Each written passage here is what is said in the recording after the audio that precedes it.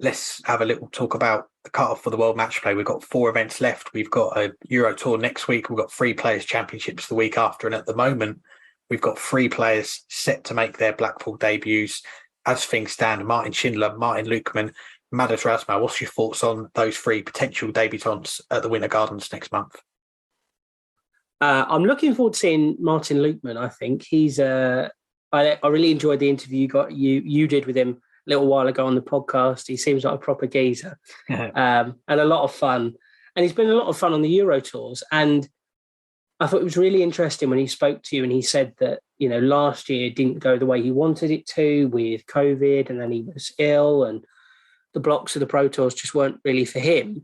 And then he packed his job in and has gone full time and is giving this a proper go. And you're seeing it pay off. And again, like you were saying with Scott, Martin isn't necessarily throwing 107 averages every game. There have been a couple of really big monster averages from him, but more often than not, it's a steady sort of 93, 94, 92, 96. And again, he's beating what's in front of him. How he'll fare with the heat of the Winter Gardens in a longer form opening round game, I don't know. But he's certainly a good character and it'll be fun to see him on the TV. I've got an affinity with Schindler because I went to one of the Riley's qualifiers in Scotland while I was at university up there. And it's where I first met my friend Mark Barilli, who you saw at Lakeside, is a big fan of mine. He is, yeah. But I also, there were a load of boys there from one of the sort of areas in the borders of Scotland. And they came up to me and they were like, "You look exactly like Martin Schindler. You're the spitting image of Martin Schindler." And I spent most of the afternoon saying, I look nothing like Martin Schindler. We both have sort of chubby cheeks and quite round faces, but that doesn't mean we look the same.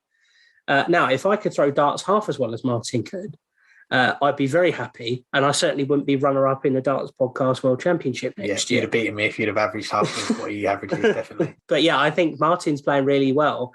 And he's an interesting case in point because he was on the tour and he had all the promise in the world and never really followed through on it, then sort of dropped away and has now come back on the tour and is playing better than he ever has and looks almost a totally different player. So big fan of his, and I think he could do really, really well if he gets I don't want to say the right opponent in the first round, but you know what I mean. If he runs into someone who's bang on in top form, I think if he got Michael Smith, maybe wouldn't necessarily get that first round breakthrough that he's looking for. But there are other players in that top 16 that you would think he's got a good chance of beating in a first round game.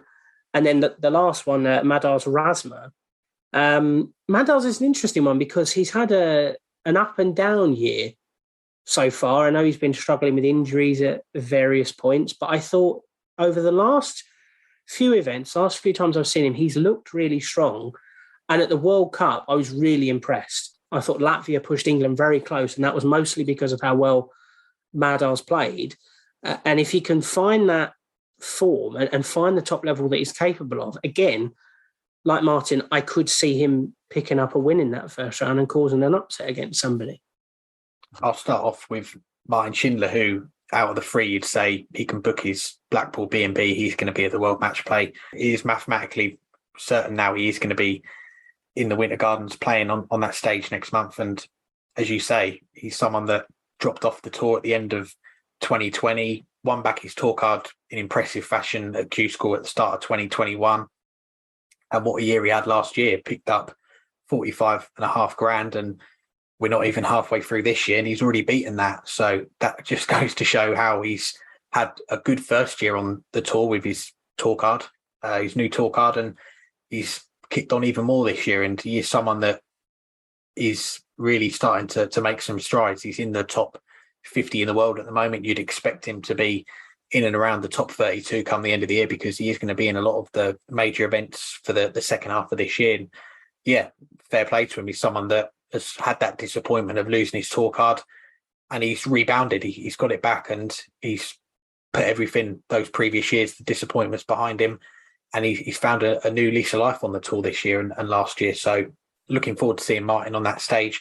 The other Martin Lukeman, I think if you'd have said at the start of this year, Martin Lippmann's going to be in the World Match Play, I think you'd have had a few funny looks, and I think he'd have probably said that as well, given the fact that his first year with a tour card last year, he banked less than 10 grand, and this year he's banked nearly 40 grand already. So it's an impressive turnaround, probably one of the most impressive turnarounds that we've seen from a player that's maybe had a disappointing first year with a tour card, and a second year just blown it up. I mean, the run to the final of the Euro Tour, he's had some other runs on the floor the last few weeks as well. I think he's had 3 last 16s and a quarter final in his last 5 Players' Championships. So he's backed up that run on the Euro Tour with those runs. And as you say, we had a chat with him a few months ago, one of my favourite chats I've had this year, definitely. And he quit his job at the start of this year. He decided, I'm really going to give the darts a go this year and see what I can do. And every credit to him. You've got to applaud the commitment, because after the first year that he had last year,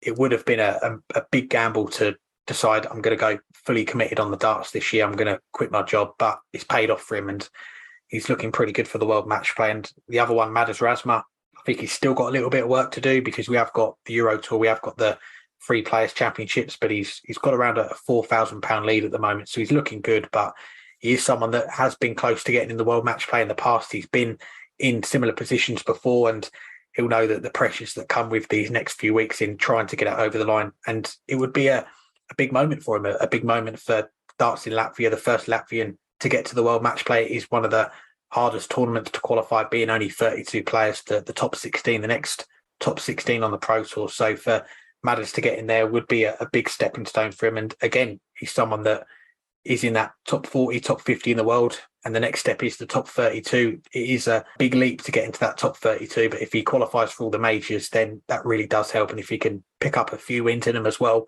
he's someone that could be looking towards that top 32 come the end of the year as well. For sure. But as you say, he does have a little bit of work to do to ensure he keeps that place, because the guys just outside of that cut-off, Ricky Evans, he had a bit of a slump towards the end of last year. The World Championship started this year. But over the last couple of months, he seems to have found his mojo again. And, you know, the speed Ricky plays, you have to accept the rough with the smooth. You're either going to get great grouping and a 140 or great grouping and a 60. And I think if Ricky's playing well, then, you know, in the events that are coming up, he might pick up a fair bit of money. Keane Barry, he's had a decent year as well. And of course, the man we were talking about not so long ago, Scott Williams, he's within striking range. And if he keeps playing the way he is and keeps beating what's in front of him, it's not outside the realm of possibility that he qualifies for that World Match Play, which would be an incredible story in and of itself.